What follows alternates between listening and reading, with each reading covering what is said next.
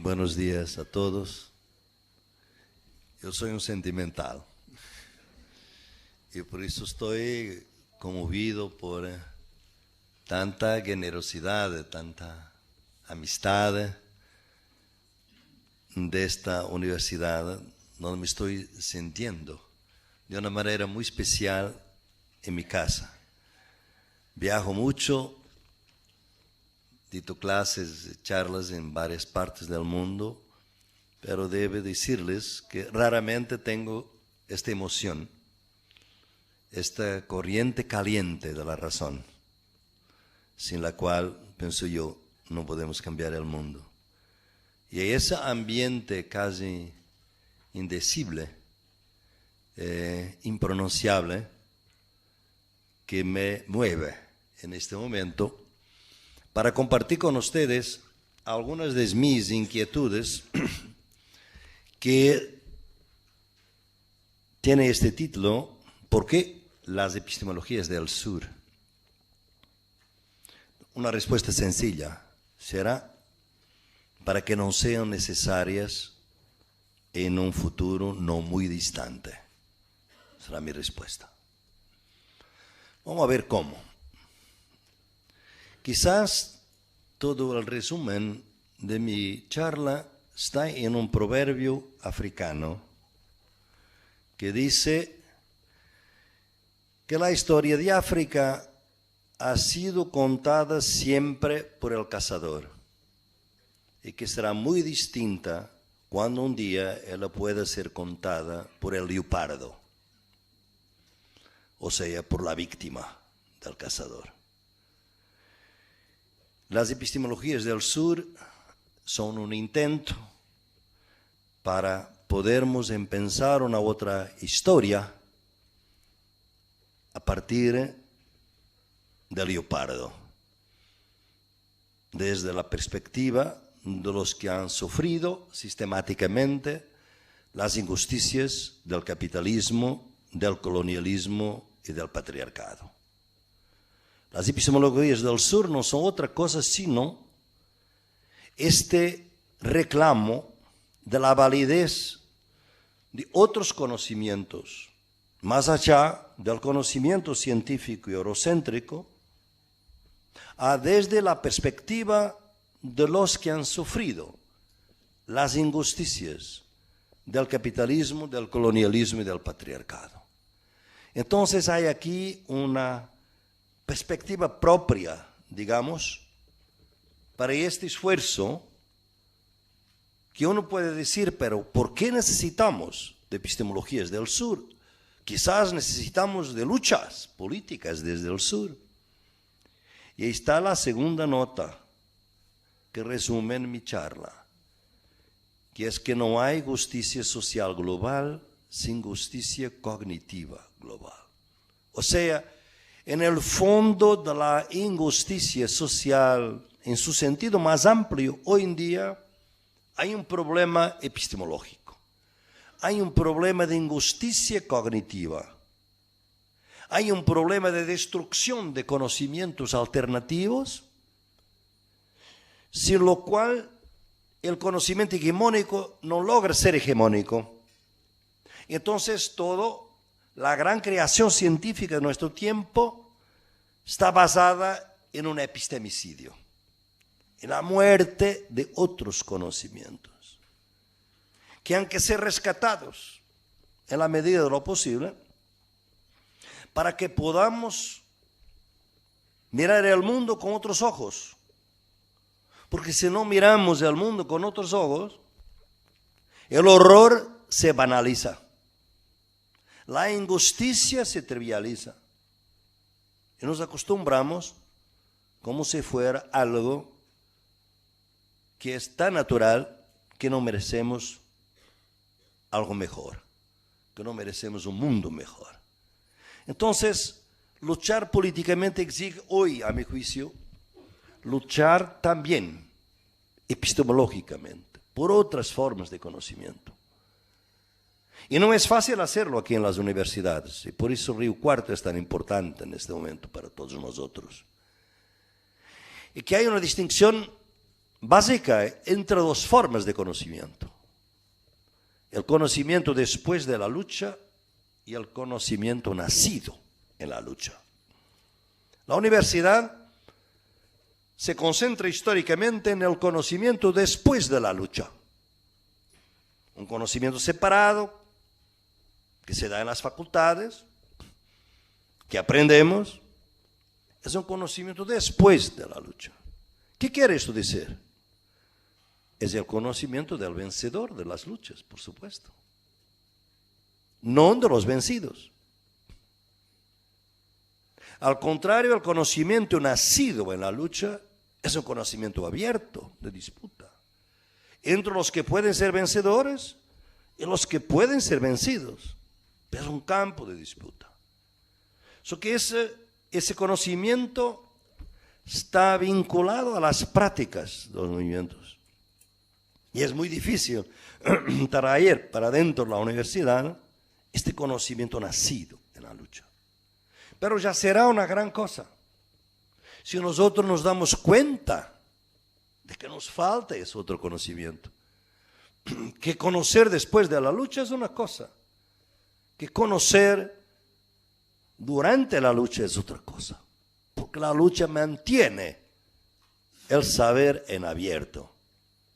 Entonces, es de esta premisa que parto para invitarlos a algunas reflexiones que vean la continuidad, que no es de ahora una problematización de la ciencia moderna, viene de hace tiempo. Yo propio y muchos otros habemos intervenido en ese debate. Escribí un artículo hace 1987, un discurso sobre las ciencias, que está publicado en español también, y donde lo que se hace es una crítica, digamos, interna a la ciencia. O sea, la propia construcción epistemológica de la ciencia permite críticas internas, permite alternativas dentro mismo de la ciencia. Y eso fue el debate que durante mucho tiempo me ocupó. Fue la crítica del positivismo, la crítica, la distinción entre sujeto-objeto, la crítica del rigor como determinación, la crítica del principio de la neutralidad axiológica de la ciencia. Esto todo se ha hecho en el marco de la reflexión epistemológica de la ciencia. Por ejemplo, la subversión y la crítica de la distinción entre sujeto-objeto viene de la mecánica cuántica, viene de Heisenberg, viene de la idea de los físicos de esta corriente, que nosotros al observar los fenómenos los cambiamos. Y por eso no puede haber una distinción absoluta entre sujeto y objeto. O sea, desde la ciencia misma ha habido un debate muy largo sobre los límites de rigor de la ciencia moderna. Y ese es un trabajo que ha seguido todo un proceso que me parece muy importante y que en este momento en el continente tiene representantes muy ricos, muy fuertes, muy sofisticados, de los cuales quizás lo más importante para mí es don Pablo González Casanova, con su último libro sobre las ciencias y las humanidades. Es una crítica interna al paradigma de la ciencia moderna que combina todas las ciencias de la complejidad con una conciencia marxista de las relaciones de poder dentro de la ciencia y del saber. Y esta combinación es lo que hace este libro tan importante y tan poco leído en el continente. Lamentablemente poco leído. Tal vez porque son 700 páginas, pero... Y este es un trabajo que a mi juicio debe ser proseguido, y es un trabajo muy importante.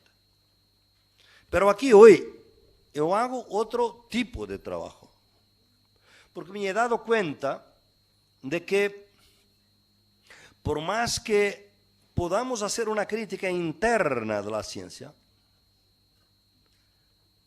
no llegamos a conocer los verdaderos límites del conocimiento científico. Porque todos los conocimientos tienen límites internos. O sea, la ciencia reconoce que no sabe todo y por eso se hace investigación para saber más los límites internos. Pero ¿cuáles son los límites? Los límites externos. O sea, lo que la ciencia nunca podrá saber. Lo que no tiene capacidad para conocer. Porque no son problemas a los cuales ella pueda responder. Hay problemas, como decía un gran físico Weizsäcker, sobre el sentido de la vida, que la ciencia no puede responder. O Leibniz, el gran filósofo que preguntaba, ¿por qué que el nada es menos que el ser? La ciencia no tiene una respuesta para este tipo de cuestiones. Porque es tan importante la felicidad de los humanos. La ciencia tiene una resistencia enorme a hablar de felicidad. ¿Por qué? Porque la ciencia formula como suyos solamente los problemas que ella misma puede formular.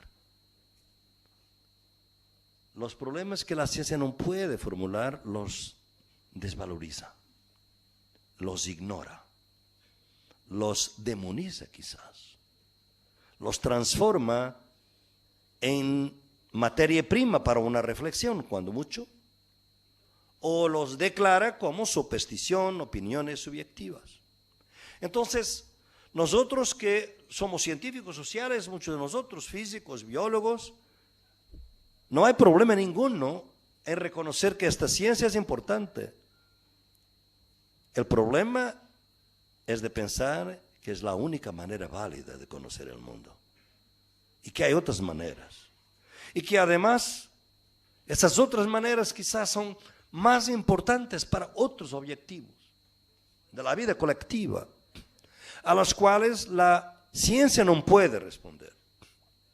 En mis diálogos con don Pablo González Casanova, es siempre esta idea: mira, don Pablo, realmente la ciencia, por más compleja que sea, no nos da cuenta de los límites externos, de lo que no puede nunca saber.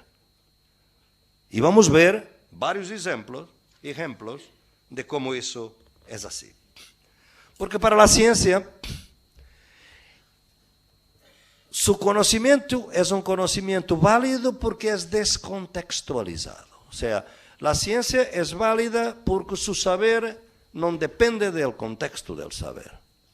Al contrario, todos los otros saberes son locales, contextuales, y por eso menos válidos. Entonces, la ciencia rehúsa reconocer su propio contexto, que es la afirmación hegemónica que no tiene contexto. Esa es una manera de contextualizar. Pero lo hace porque tiene a su servicio una idea que, mirada desde fuera del paradigma eurocéntrico, es un absurdo, pero es totalmente aceptada por nosotros. La idea de que el universalismo es la gran marca del conocimiento europeo, eurocéntrico. La Escuela de Frankfurt es lo mejor ejemplo de esta idea de que el universalismo es la gran contribución de Europa y del eurocentrismo al mundo. Pero una de dos: si el universalismo es europeo, no es universal. Si es universalismo, no es europeo. Este oxímoron ha vivido con nosotros con una naturalidad enorme. Simplemente porque estamos dentro de un paradigma que no nos permite imaginar que un intelectual africano, confrontado con esta idea del universalismo europeo, nos diga que el universalismo es una manifestación del tribalismo occidental. Sería su manera de poder entender lo que nosotros llamamos universalismo europeo. Só que a este intelectual nadie lo va a oír. Y no llega a nosotros. Y además nosotros estamos absolutamente ciertos que el universalismo europeo no permite el tribalismo. El tribalismo es de hecho de los indígenas, de los africanos, etc. Entonces hay aquí un problema que tenemos que, sin dejar de criticar y de analizar críticamente la validez de la ciencia, que es grande, importante, con conquistas enormes, conocer sus límites externos y pensar que sus límites externos son hoy más visibles que nunca y que debemos empezar a analizarlos. Y es ahí que surgen las epistemologías del sur. ¿Por qué? Por varias razones, por dos razones fuertes surgen ahora las epistemologías del sur y la discusión sobre las epistemologías del sur. La primera es un sentimiento de agotamiento grande del pensamiento eurocéntrico, no solamente científico en general. Yo pienso que la crisis financiera de Europa es una metáfora de ese agotamiento. Mis estudiantes en Coimbra y en Londres son en su gran mayoría no europeos. Y muchas veces me preguntan, profesor, ¿cómo es posible que Europa no resuelva este problema? Esto para nosotros es un déjà vu. Nosotros en nuestros países ya pasamos por el Fondo Monetario Internacional, por tantas cosas y resolvemos la cosa. ¿Por qué los europeos no pueden resolver esto? Es una pregunta fuerte. ¿Por qué Europa, que pasó 5 siglos de enseñar al mundo lo que son los derechos humanos, los derechos sociales, la democracia, y repentinamente tiene su democracia suspendida, gobernada por virreyes de la Goldman Sachs, y donde el robo de los salarios, de las pensiones, es una vivencia diaria de los ciudadanos? Donde los ciudadanos se suicidan hoy más que nunca. Cuando hasta poco tiempo nosotros decíamos, cuando víamos los campesinos surafricanos, surcoreanos, indianos, que se suicidaban, se decía, esta gente se suicida porque viene de una otra cultura, la cultura hindú, la cultura oriental, que les da un sentimiento de deber para sus familias, que los lleva a suicidarse. ¿Cuál era el presupuesto? De que los europeos, con los europeos eso no puede pasar. Y pasa. El suicidio está ahí. Y esta semana las viudas blancas de Bolonia se manifestaban, las viudas de empresarios, de operarios, que se suicidan ante una espera sin esperanza. Entonces, esta Europa, después de 5 siglos, parece que no tiene nada a enseñar al mundo. Lo que es malo, podría decirse. O que lo es tan mal, no es así tan malo. Pero lo más trágico es que Europa tampoco puede aprender con la experiencia del mundo. Porque el colonialismo ha incapacitado a Europa para aprender de las experiencias del mundo. Todo lo de novedoso, interesante que pasa en India o en Argentina o en Brasil, ese es otro país, son otros contextos, no vale para nosotros. El colonialismo ha incapacitado a Europa de aprender desde las experiencias del mundo. Esta es una razón, digamos, de falta de confianza que nos abre una brecha para introducirnos las epistemologías del sur. Pero hay otras razones. La otra razón quizás importante es esta. es la imposibilidad del radicalismo. Les voy a proponer que van hasta 21 de febrero de 1677.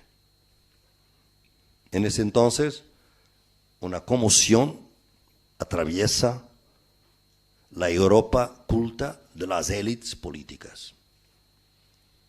Porque hay una idea en el aire, que esa idea, si no es derrotada, puede cambiar políticamente la Europa. O sea, una idea que tiene un poder radical de transformar la Europa política de ese tiempo.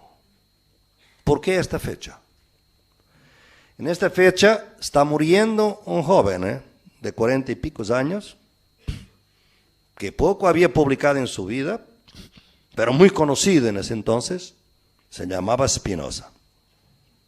Spinoza está muriendo, y Spinoza es considerado en su tiempo como un proponiente del ateísmo, de la idea de que Dios no existe, cuando obviamente quien conoce a Spinoza sabe que Dios existía para Spinoza, pero Dios era la naturaleza, Deus sive natura. Pero la idea es esta, es que esto era ateísmo, y si era ateísmo, entonces no podría haber la conexión entre el gobierno religioso, entre el poder eclesiástico y el poder político de los estados. Si no hay Dios, no hay legitimidad para la religión como política. Estamos en el siglo XVII. Y entonces la conmoción es esta, es que este hombre es un charlatán. En el momento de terminar su vida, va a venir la verdad. Porque enfrentado con la muerte, Spinoza va a reconocer la verdad. Y la verdad es que Dios existe. Porque no hay ser inteligente, que puede negar la existencia de Dios. Y entonces mandaron vigilantes, espiones, alrededor de la casa donde estaba Spinoza, para ver si el confesor entraba. Porque sabía que al final de su vida la verdad vendría.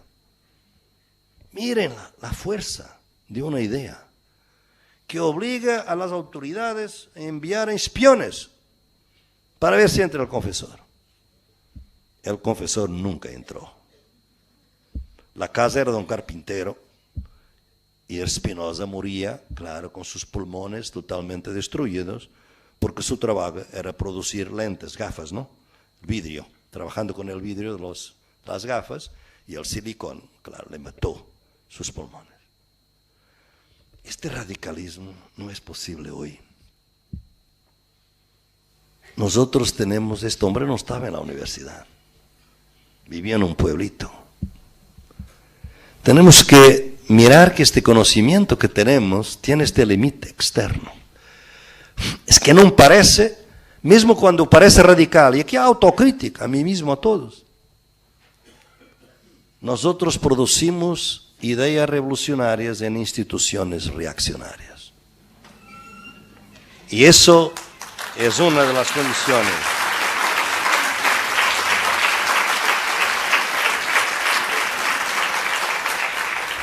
Pero hay una tercera idea que nos lleva a pensar de otra manera. Y esa idea tiene mucho a ver con la reconstrucción misma de toda teoría crítica eurocéntrica, el marxismo incluido, que es necesario hacer. Porque si nosotros miramos los movimientos más interesantes, más protagónicos de cambios sociales que surgieron en el sur en las últimas décadas, ninguno de ellos fue considerado visible o importante para la teoría crítica eurocéntrica. Las mujeres no existían, por supuesto, por una teoría crítica. Los campesinos eran un residuo de la historia. Los indígenas, obviamente por razones obvias, no podrían nunca sobrevivir ni ser progresistas. Algunos de ustedes saben lo que pasó con el gran marxista, uno de los grandes de este continente, José María Mariátegui, cuando en los 30 va a decir que el pecado original de América Latina era haber sido construida sin el indio y en contra del indio. Ustedes saben lo que pasó después. La gente del Comintern de Moscú vino a Lima. Miren, imagínense, ¿no? Trabajo en ese entonces de ir a Lima para decir a Mariátegui, usted es loco. La revolución es obrera. Los indios son un residuo histórico, nunca una fuerza revolucionaria. Usted es un romántico. En el tiempo del comienzo del stalinismo, ser considerado romántico podría ser una amenaza a su vida, como otros recibieron. Pero pobre Mariátegui, tal como Spinoza, no tenía quizás 40 años, tenía 35 años, enfermo, se murió y por eso ahorró la tarea de lo matar. Pero aquí está, como este pensamiento, cuando nosotros miramos lo que pasa hoy en el continente, las cosas no cambiaron así tanto como podemos imaginar. Hay todo un pensamiento de izquierda racista dentro del continente, que sigue pensando de la misma manera, por así decir. Esto que nos debe hacer pensar, que es que la teoría crítica eurocéntrica no es válida, tiene su validez y deberemos, obviamente, admitir su validez. Pero tenemos que ser sociólogos de nuestra circunstancia. La teoría crítica eurocéntrica fue producida en 5 países al final del siglo XIX. En Inglaterra, en Alemania, en Francia, Italia y un poco después en los Estados Unidos. Para se adecuar a las luchas de ese entonces en Europa. Las grandes luchas más progresistas de las últimas décadas son desde fuera de Europa. Ocurre en el sur. No es sorprendente que la teoría crítica eurocéntrica no se adecue a estas luchas, porque ela foi construída para outros tipos de luchas, para outros tipos de intereses. E por isso há que reconstruí-la, dar visibilidade, e para isso necessitamos de um esforço epistemológico para mirar a outros actores colectivos, a campesinos, a afrodescendientes, a indígenas, por supuesto, como actores colectivos, novedosos e protagónicos, que están contribuyendo a una renovación de la teoría social.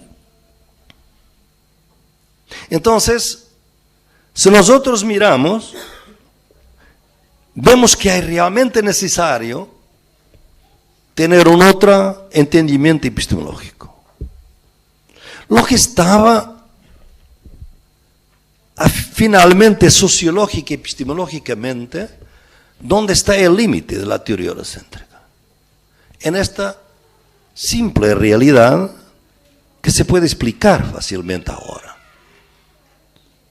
pero que, por ejemplo, durante mucho tiempo no fue visible a mí mismo.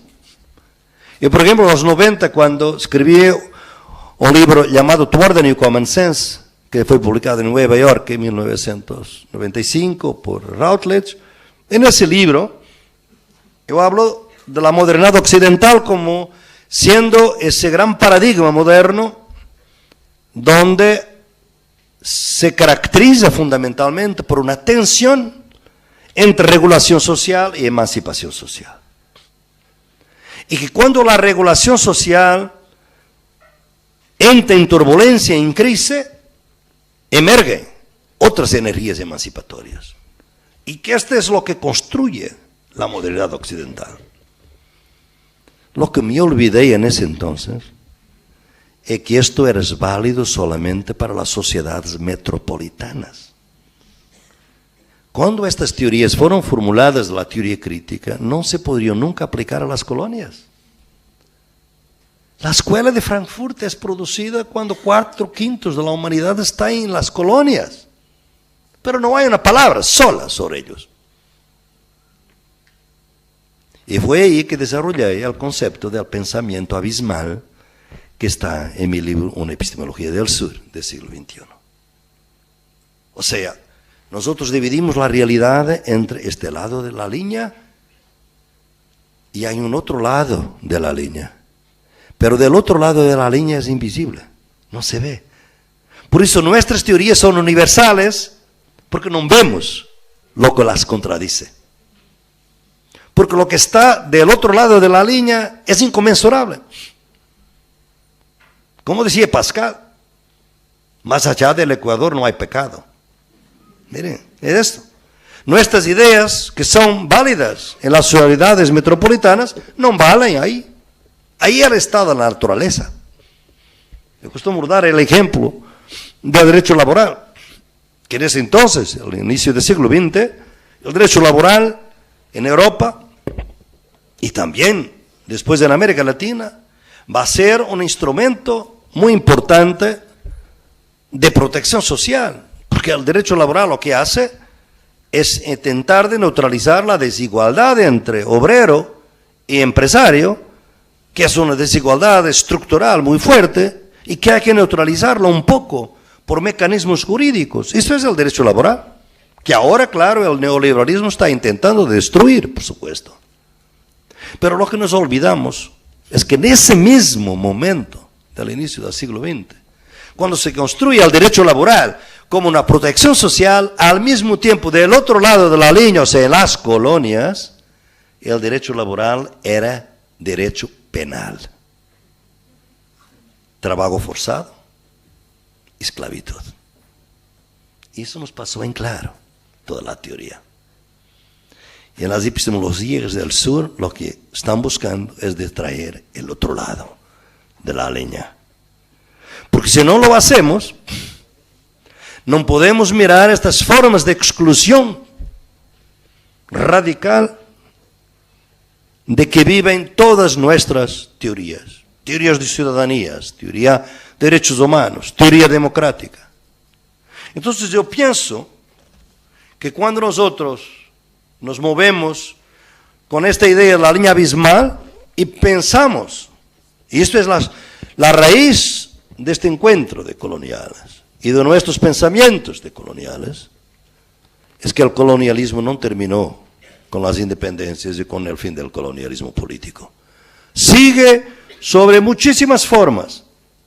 El racismo, por supuesto, es una forma muy importante, pero la descalificación del otro por vía de su inferioridad sigue estando presente en todas nuestras vivencias. Nosotros no descolonizamos las ciencias sociales y necesitamos de hacerlo. Seguimos, como decía anteayer en Buenos Aires, continuamos a decir que los fundadores de la sociología son Marx y Max Weber y Durkheim, y nos olvidamos que el mayor, lo más grande de todos los intelectuales de construcción de un pensamiento social es Ibn Khaldun, que vive en el siglo XV y nació en Túnez. Sus obras están disponibles en español, pero no se leen, no entran dentro del canon de la sociología. Decimos que la primera universidad fue la de Bolonia. Mentira. La primera universidad fue Timbuktu en Mali y después Al-Azhar en Egipto. Decimos que la filosofía, nuestra tradición, la filosofía griega. Mentira. La filosofía griega tiene raíces orientales profundísimas. De India sobre todo y del mundo árabe.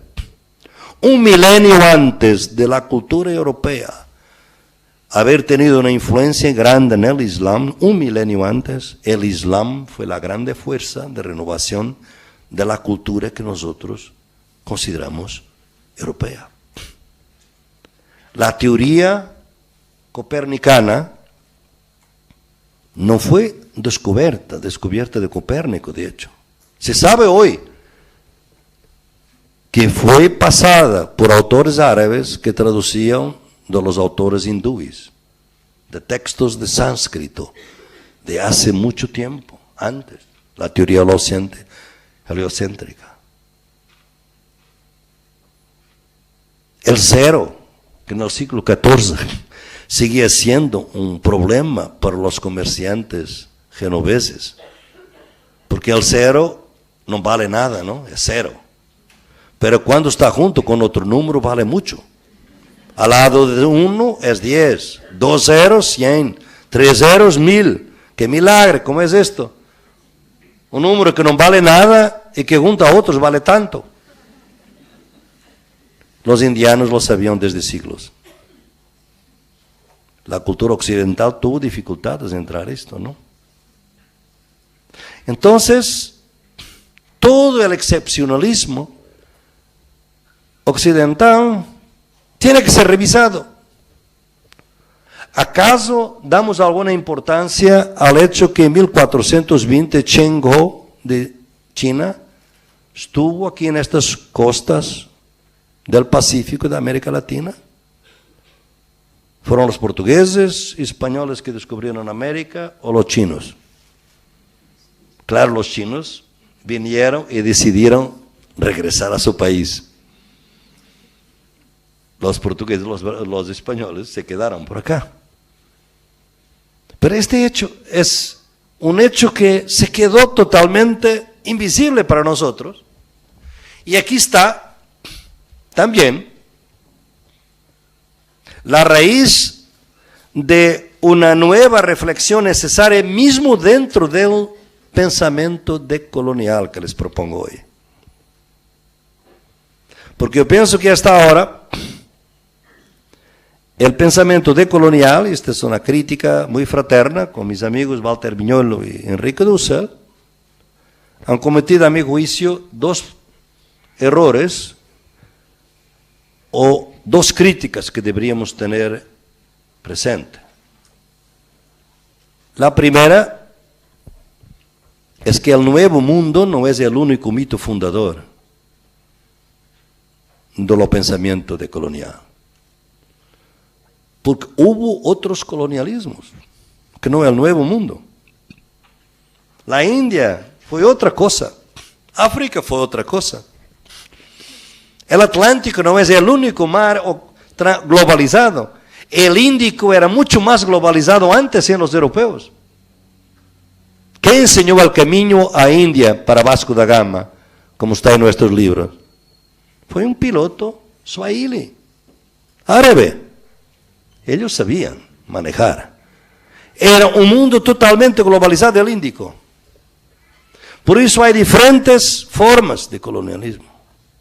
Basta ver las diferencias de lo que Colón llevó de la primera viaje para España, la riqueza de este continente, y lo que Vasco da Gama ha traído desde India. Embajadores. No macacos, embajadores. O sea, otras realidades que deberemos mantener. La segunda nota que es importante para las epistemologías del sur, que les estoy proponiendo, es que no podemos tener una visión monolítica de la modernidad occidental. Hay varias modernidades occidentales. Yo propio escribí un texto llamado sobre un occidente no occidentalista. Porque el colonialismo empobreció la cultura eurocéntrica en sí misma, que era mucho más rica de lo que podemos imaginar. Y por eso hay que reconocer esa diversidad, porque las epistemologías del sur van a rescatar las tradiciones sumergidas, suprimidas, marginadas de la modernidad. Les doy el ejemplo. Pascal, gran Pascal, que murió loco casi, también muy joven. ¿Por qué murió loco? Porque Pascal no podría demostrar que Dios existía de una manera racional. Pascal dice, Dios es una idea infinita, nosotros somos finitos. Entonces yo no puedo tener una idea racional de Dios. No puedo demostrar racionalmente que Dios existe. Entonces lo que puedo hacer es otra cosa. Voy a hacer una apuesta que Dios existe. Y mirar que se condujo mi vida segundo la idea que Dios existe, voy a tener una vida mejor, que si mi apuesta es que Dios no existe. Y todo su trabajo es demostrar que lo mejor es apostar en la existencia de Dios. Pero una apuesta quiere decir que no se sabe la verdad. Ustedes imaginan que los misioneros podían llegar aquí, al Nuevo Mundo, y hablar con los indios indígenas y decirle, vamos a hacer una apuesta, no sabemos bien si el Dios existe, vamos a apostar. No sería eficaz. Por eso las teorías de Pascal se quedaron de lado. Lo que se quedó dentro fue Descartes, claro, por lo cual era posible producir una idea racional de Dios a través de esa grande distinción estúpida, como dice Spinoza. La palabra no es mía, no se vuelve en contra mí, en mi contra, es de Spinoza, que la distinción cuerpo-alma, que Spinoza dice, qué distinción tan estúpida. Pero fue esa distinción que permitió los misioneros. Y fue por eso que en 1537 el Papa Paulo III dictó la bula diciendo que los indígenas tenían alma, porque hasta entonces se consideraba que no tenían alma. Y para muchos esto ha sido un acto absolutamente revolucionario. Es el acto más imperialista de la historia. ¿Por qué? Porque el Papa, al probar que los indígenas tenían alma, estaba diciendo a sus misioneros, por favor, si tienen alma pueden ser evangelizados. Porque si no tiene alma, ¿cómo podemos evangelizarlos? Entonces la alma de los indígenas es una anima nullius, es una alma vacía que los misioneros pueden llenar. Miren la correspondencia con la terra nullius, la tierra de nadie, de los indígenas, que también se puede llenar, ocupar. Anima nullius al lado de terra nullius. Dos conceptos absolutamente convergentes. Entonces, este tipo de construcciones es lo que nos permite hoy ver que la modernidad occidental, y Fanon lo demostró muy bien, mucho más tarde, Memmi. El colonialismo empobrece el colonizado, obviamente, pero también el colonizador. Y eso es algo que estamos intentando de rescatar con las epistemologías del sur. ¿Cuáles son las ideas fundamentales de las epistemologías del sur? Las ideas fundamentales son las siguientes. Primero, el sur aquí no es geográfico. El sur es una metáfora de sufrimiento humano injusto. Es el sur antiimperial. No es geográfico porque Australia es norte, para mí. Nueva Zelanda es norte. Y hay obviamente un sur dentro del norte. Y las élites del sur son el norte para mí. Son el sur imperial. El sur antiimperial son los que sufren las injusticias del colonialismo, capitalismo y patriarcado. Y por eso hay ese sur dentro del norte que antes llamábamos mismo el tercer mundo interior, de los Estados Unidos, de Europa, y que ahora lo tenemos en Europa, con los migrantes sin papeles, con papeles. Por eso, esta idea de las epistemologías del sur parte de este sur antiimperial. La gran idea, pienso yo, que estamos intentando de proponer es que la comprensión del mundo es mucho más amplia que la comprensión occidental del mundo. Todo lo que he dicho hasta ahora es simplemente para los ayudar, y a mí y a usted, con esta idea. La comprensión del mundo es mucho más amplia que la comprensión occidental del mundo.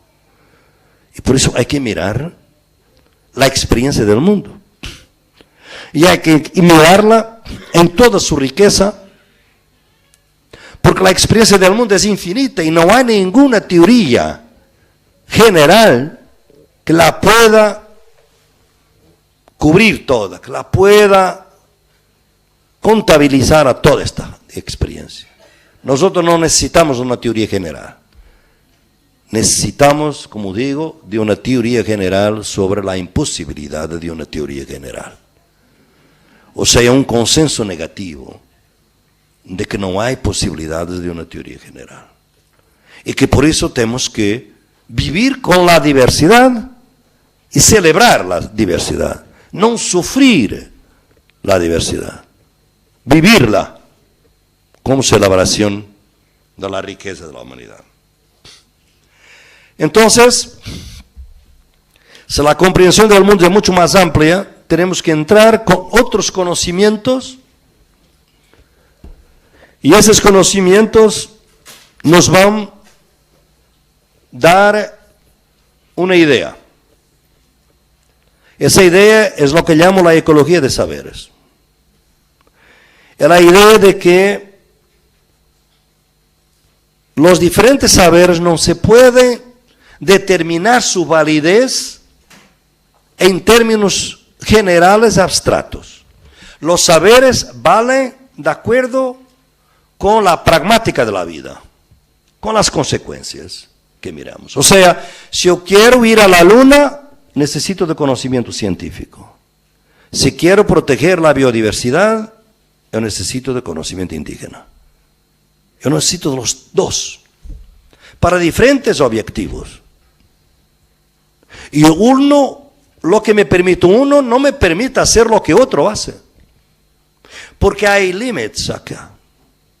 Los límites externos. Y obviamente tampoco puedo ir a la luna con el conocimiento indígena. Quizás puedo, pero de una manera espiritual. No con juguetes, no con astronautas. Se puede ir a la luna quizás con el conocimiento indígena, pero de otra manera. Entonces los diferentes saberes significan también que no hay una forma de ignorancia. Hay varias ignorancias. Y que nosotros, al enseñar, por ejemplo, en nuestras facultades, estamos a enseñar un conocimiento, pero podemos correr el riesgo de estar a crear ignorancia en nuestros estudiantes. Y que la ignorancia deja de ser un punto de llegada, un punto de partida para ser un punto de llegada. Si nosotros no tenemos cuidado, yo cuento siempre la historia de mi asistente, Arhuaca de Colombia, y que tengo que contarla aquí porque puede ser útil, tantas veces la conté, ustedes la conocen, pero es importante que sepa que es de estudiante de Derecho. En la Uniandes, mi asistente en la investigación que estábamos realizando, llega a mi oficina a llorar. Yo decía, ¿por qué lloras? Lloras a Elizabeth. Porque vengo de la clase de Derecho Civil, y el profesor estaba hablando del derecho civil y de la propiedad individual y de la tierra, y diciendo que la tierra es un bien natural que se compra y se vende, y esto es muy importante, que es inmueble, es distinto los muebles, etcétera, etcétera. Y yo levanté mi brazo y dijo, profesor, en mi comunidad no es así. En mi comunidad la tierra no nos pertenece. Nosotros pertenecemos a la tierra. Entonces la tierra no se puede comprar ni vender. Y el profesor le contestó, mira, yo estoy aquí a enseñar el Código Civil. No me interesa otra cosa. Y él llegó a mi oficina llorando. Yo le expliqué, mira, aquí está. Este profesor, al desvalorizar tu conocimiento ancestral indígena, te está produciendo ignorancia. Te está diciendo que ese conocimiento no es válido. Y por eso, enseñando el Código Civil, te está produciendo activamente que seas ignorante de tu propio derecho. Entonces lo que tienes que hacer es ser mejor que tu profesor. Es conocer el derecho civil, por supuesto que es importante, pero no olvidar y seguir trabajando con tus conceptos ancestrales. Ecología de saberes. Diferentes formas de saber. Que tienen diferentes objetivos, obviamente, que diferentes concepciones, como vamos a ver, para todos los aspectos de la vida. Pero las ecologías de saberes no se llega a ellas fácilmente. Porque para llegar a ellas necesitamos de dos procedimientos, que ustedes conocen quizás los que me leyeron, la sociología de las ausencias y la sociología de las emergencias. O sea, yo tengo que rescatar realidades que no existen. O sea, que fueron declaradas como no existentes. Estas formas de conocimiento ancestral, otras formas de construcción de la naturaleza, como vemos hoy que el movimiento indígena nos trae de la madre tierra, es saber que la ciencia moderna produce como no existente mucha realidad. Eso es la sociología de las ausencias. Y cuando rescatamos esas realidades, amplificamos sus sentidos y las transformamos en emergencias, en sentidos del nuevo. El summa causa en la Constitución de Ecuador o summa camaña en la Constitución de Bolivia como construcciones alternativas al desarrollo, son emergencias. Parten de esto que llamo una sociología de emergencias, una concepción totalmente distinta de lo que es la madre tierra, de lo que es la naturaleza. Y por eso tampoco me puedo privar de les contar lo que conté también en Buenos Aires, no hay ninguna razón para no hacerlo aquí en Río Cuarto, sobre mi vivencia en Montecristi cuando estaba de consultor a la Constitución de Ecuador, cuando un diputado de la oposición vino a hablar conmigo y me dijo: usted, profesor Boaventura, es un intelectual respetado, europeo, que sabe muchas cosas, muy erudito, etc. Dígame una cosa, estos indios son locos. Ellos quieren dar derechos a la naturaleza, pero la naturaleza es un objeto. Es algo que no puede tener derechos. Nosotros tenemos derechos. Yo le digo, mi amigo, para su concepción de naturaleza y para mi concepción de naturaleza, usted tiene razón. Es un absurdo. Para la concepción de naturaleza en que yo fui criado, y usted también, pero no es esa que está en la Constitución. La Constitución es otra cosa, es la madre tierra.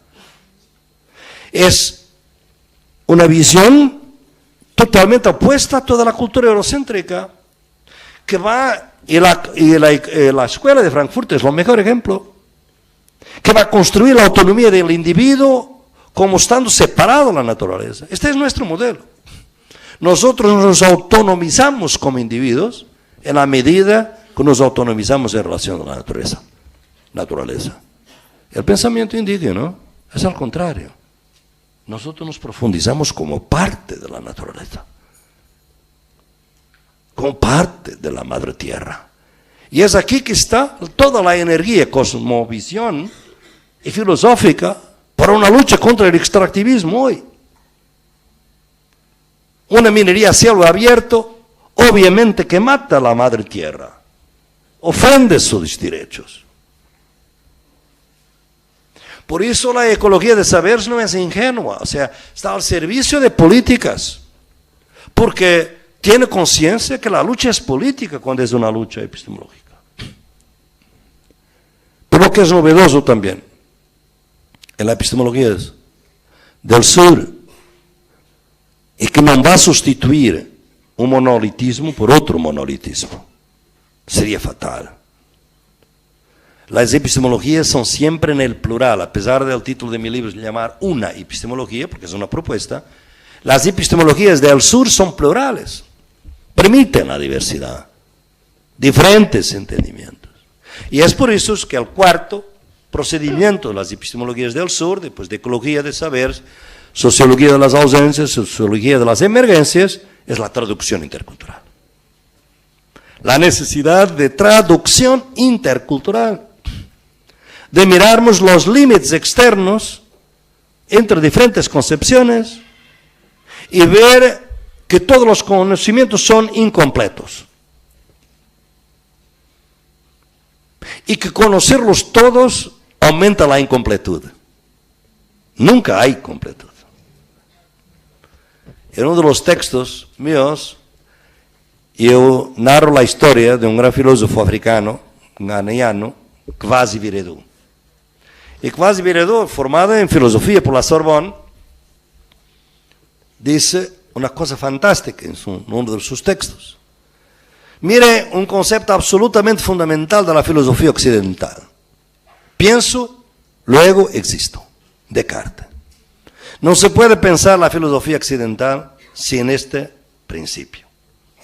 El problema e que em minha língua, el Akan, eu não puedo dizer isto. Primeiro, não há eu.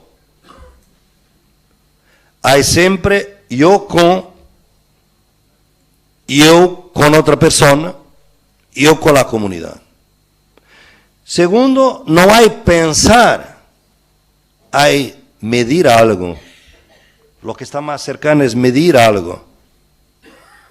E por isso, esta ideia de soy tampouco é possível, porque não há um ser, é ser com, sempre.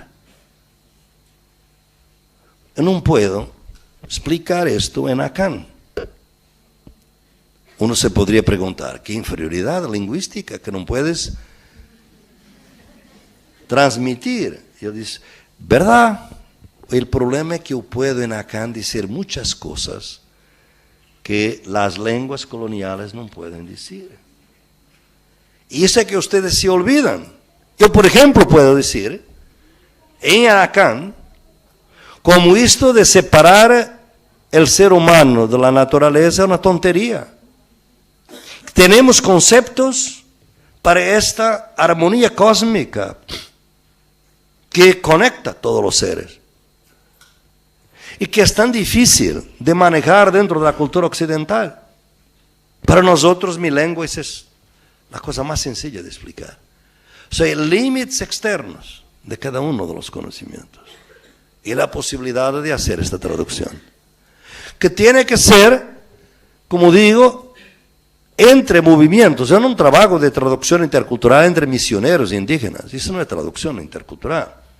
Es canibalización de las culturas. E entre movimientos sociales y todo el trabajo que vamos realizando en la Universidad Popular de los Movimientos Sociales, va intentando de traer, por ejemplo, porque tenemos 3 movimientos que trabajan sobre la tierra en América Latina y en África también, pero raramente se unen y por veces entran en conflictos. Los campesinos, los indígenas y los afrodescendientes. Claro que hoy hay mucho movimiento interesante, está aquí María Goretti, de buscar articulaciones, pero ahora sabe que hay conflictos. El concepto de tierra no es el mismo para el campesino que el concepto de territorio para el indígena. Hay diferencias muy fuertes. Por eso tenemos que vivir con las diferencias. No es anular la concepción de tierra de los campesinos o los indígenas, es vivir con esta idea de traducción intercultural que necesitamos para producir algún conocimiento. Entonces, si nosotros miramos a través de estos procedimientos cómo podemos llevar a otras formas, valorar otras formas de acción política, de transformación social más amplia, que, como digo, amplían el presente. Porque es el presente que tiene consigo mismo todas las otras experiencias reprimidas, declaradas como ausentes del otro lado de la línea. Y vamos a ver que en nuestro principio de siglo, las luchas políticas muchas veces se van a centrar en estas diferentes concepciones epistemológicas. Porque es tan difícil, por ejemplo, hoy en América Latina, unir gente que es de izquierda, pero es pro-extractivista, con gente que es igualmente de izquierda, pero es totalmente anti-extractivista. Hay diferencias epistemológicas aquí también, hay diferencias políticas, por supuesto, pero diferencias epistemológicas que hay que analizar. Estas diferencias hoy en el continente tienen por veces un carácter tan radical cuando hace 40 años las diferencias entre lucha democrática o revolución, lucha armada. Por veces cuando miro a los compañeros y las compañeras en conflictos tan fuertes sobre esta cuestión, me recuerdo de cómo casi nos matábamos antes para saber si deberíamos hacer una lucha reformista o una lucha revolucionaria. Es casi lo mismo. El nivel de clivaje.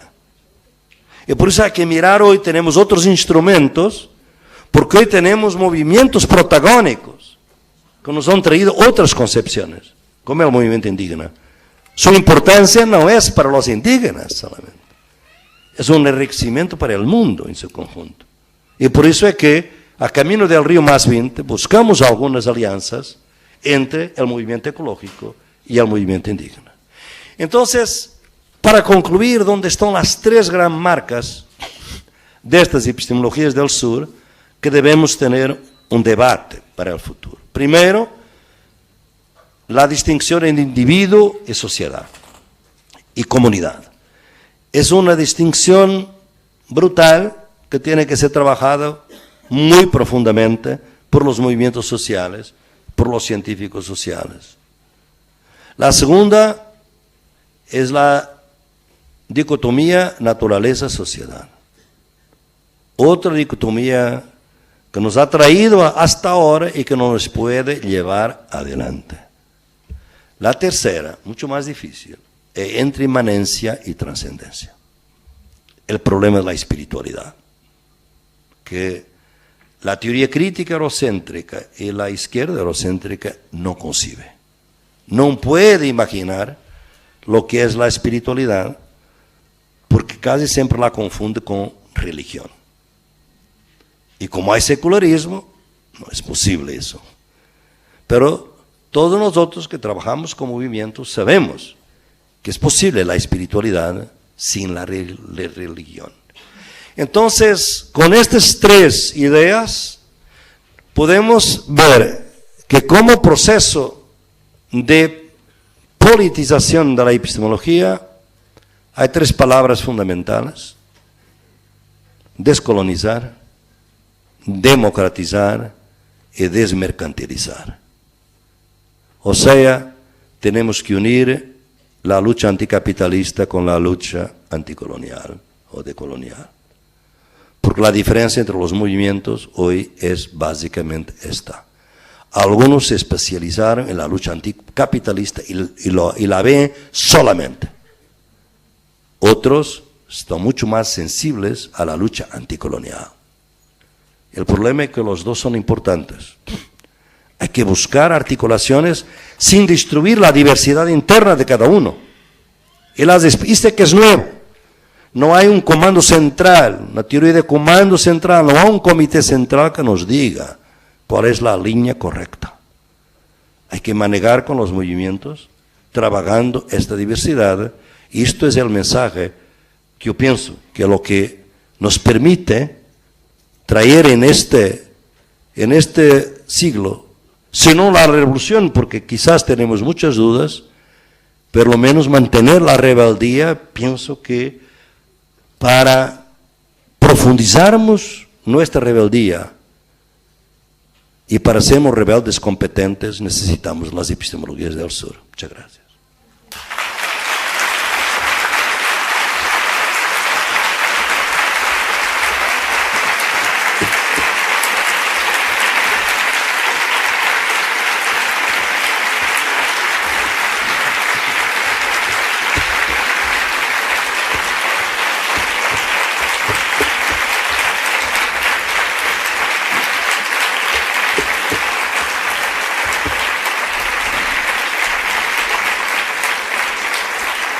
Agradecemos especialmente al profesor, pensador y sociólogo Boaventura de Sousa Santos. Y vamos a invitar a la profesora Elena Berruti a leer las preguntas que han hecho algunos de los asistentes. Me gustaría de leerlas también, porque puedo no entender, preferiría leer las preguntas. Bien. Esté aquí a mi lado.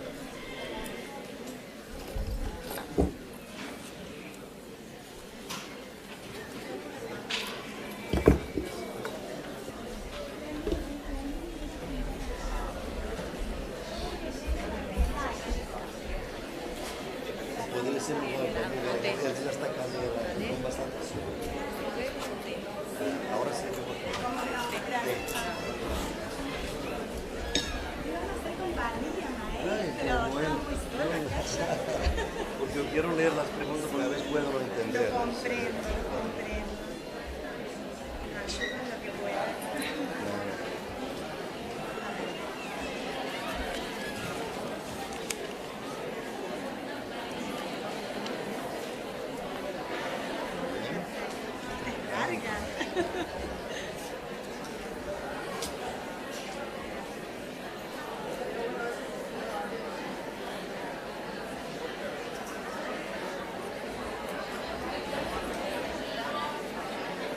Muy bien.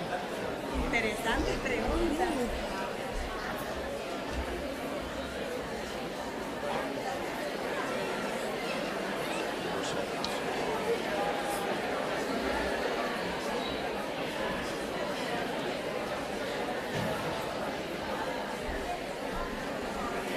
Mientras aguardamos, queremos contarles que el aula 1 del pabellón 1 está igualmente repleta de asistentes que han seguido vía teleconferencia que ha sido emitida por el Departamento de Producción Audiovisual. Desde esta área de la Universidad Nacional de Río Cuarto han seguido los pormenores de esta conferencia. Así que es un logro del esfuerzo que han puesto distintas áreas de la Universidad Nacional de Río Cuarto.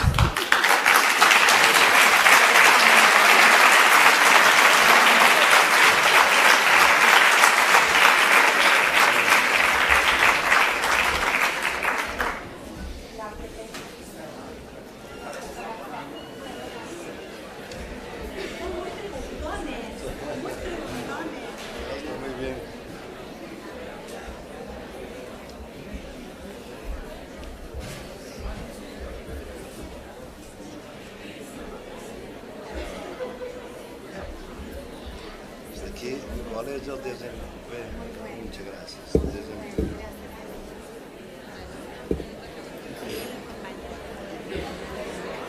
Sí, sí, por eso es que... Bueno, ¿Qué rol se leyó eso?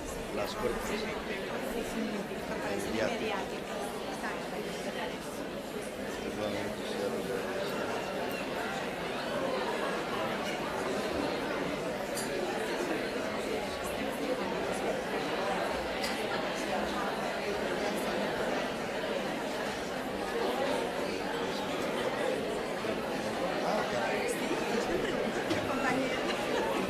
Ha generado mucho, maestro.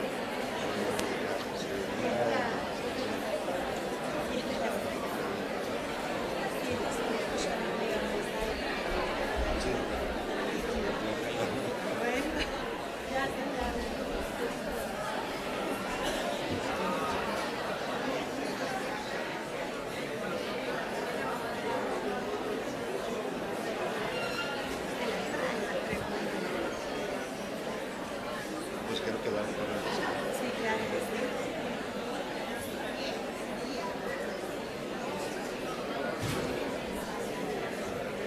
Ok, vamos entonces. Mi idea es que estas son más sobre usted la puede leer y Hacemos un primer bloque, maestro. sí, exactamente. Pues vamos a ir los derechos, kirchnerismo, la política, y esto también. Los medios. Bueno, Dos bloques. arrancamos. Ustedes pueden. Va a ser un gusto, maestro. Gracias. Paula, ¿puede usar este? Sí. Hola, hola. Bueno, les vamos a pedir a todos que contribuyamos al silencio. El maestro Boaventura va a realizar una respuesta en aproximadamente 2 bloques sobre los interrogantes que los compañeros y las compañeras desean efectuar. Voy a realizar la lectura del primer bloque, después le vamos a dar al maestro la palabra y así le seguimos. Leemos el primer bloque de corrido y luego empezamos con las devoluciones. El concepto de democracia cognitiva puede ser usado como análogo al concepto de ecología de saberes. ¿Democratización del saber es lo mismo que ecología de saberes? Esa es una de las preguntas. Otra, si puede explicar qué significa autoconocimiento en relación a la producción de las ciencias sociales. Otra pregunta, ¿existe alguna metodología en estado embrionario para, entre comillas, aplicar en relación al conocimiento, emancipación. La próxima de este bloque. ¿En qué se diferencia su posición sobre el otro del multiculturalismo americano? Otra. ¿Cómo articula un paradigma de transición con las críticas de la poscolonialidad a la modernidad? La próxima. ¿La idea de ausencia de comando central en el debate tiene relación con dispersar el poder? ¿Es posible la diversidad epistémica en el horizonte del capitalismo?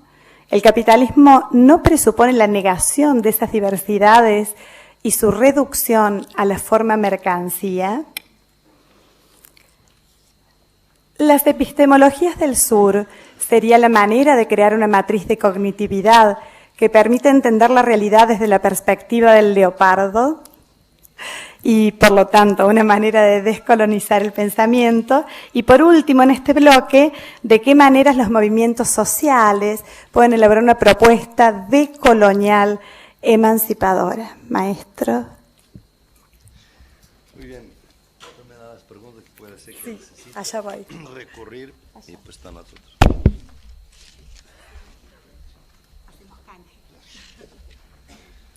No, yo puedo algunas de estas preguntas juntas porque son preguntas que sobre las epistemologías del sur, hay otras aquí más, digamos, de raíz política que vamos a dejar para después. Brevemente, porque cada una de estas casi era una charla, buenas preguntas, excelentes preguntas, ¿no? Democratización del saber es menos que ecología de saberes, o sea, democratizar el saber se ha hecho y ha sido uno de los temas muy grandes dentro del conocimiento científico. Por ejemplo, toda la cuestión de la democracia, del acceso, democratizar el acceso a la universidad, por ejemplo. Fue una manera de democratizar el saber. Se democratiza el saber cuando hoy buscamos formas de comunicación, de diseminación del conocimiento a poblaciones mucho más amplias que las que son las clases, digamos, que han recibido formación universitaria o secundaria. O sea, el saber, democratizar el saber es algo con lo cual habemos vivido siempre. El problema es que es democratizar el saber en el singular. Y por eso nos faltó la idea que en cuanto a democratización